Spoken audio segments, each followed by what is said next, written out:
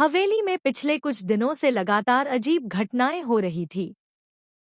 कभी राजनंदिनी से जुड़े रहस्यमयी संकेत सामने आते, तो कभी परिवार के किसी सदस्य का छुपा हुआ सच सबको हिला देता।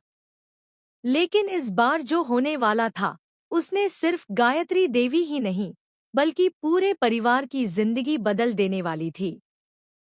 क्योंकि सालों से जिस सच को छुपाकर रखा गया था, वह अब धीरे धीरे बाहर आने लगा था।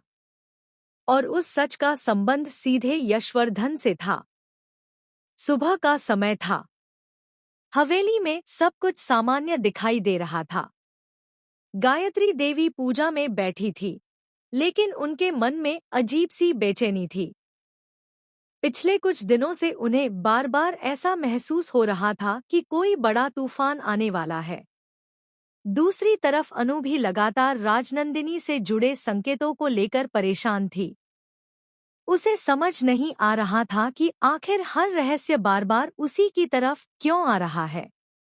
उधर यशवर्धन हमेशा की तरह शांत और संभला हुआ दिखाई दे रहा था। परिवार के सामने वह खुद को मजबूत दिखाने की कोशिश कर रहा था, लेकिन उसके चेहरे पर हल्का तनाव साफ नजर आ रहा था।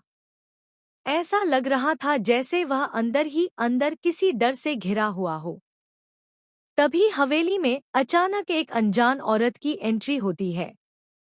उसे देखकर घर के सभी लोग हैरान रह जाते हैं। वह औरत सीधे गायत्री देवी के सामने जाकर खड़ी हो जाती है। उसके चेहरे पर गुस्सा और दर्द दोनों साफ दिखाई दे रहे होते हैं। गायत्री देवी उसे पहचानने की कोशिश करती है, लेकिन तभी वह औरत एक पुरानी तस्वीर उनके सामने रख देती है। तस्वीर देखते ही गायत्री देवी के हाथ कांपने लगते हैं, क्योंकि उस तस्वीर में यशवर्धन एक ऐसी लड़की के साथ खड़ा होता है जिसके बारे में परिवार में कभी किसी ने बात नहीं की थी। पूरा घर सन्न रह जाता है। गायत्री देवी कांपती आवाज में पूछती है कि आखिर यह लड़की कौन है। लेकिन उससे पहले ही वह औरत ऐसा सच बोल देती है जिसे सुनकर सबके होश उड़ जाते हैं। वह कहती है, यशवर्धन ने सिर्फ राजनंदिनी से नहीं, हम सबसे झूठ बोला था। यह सुनते ही माहौल पूरी तरह बदल जाता है। उधर यशवर्धन का चेहरा अचानक उतर जाता है।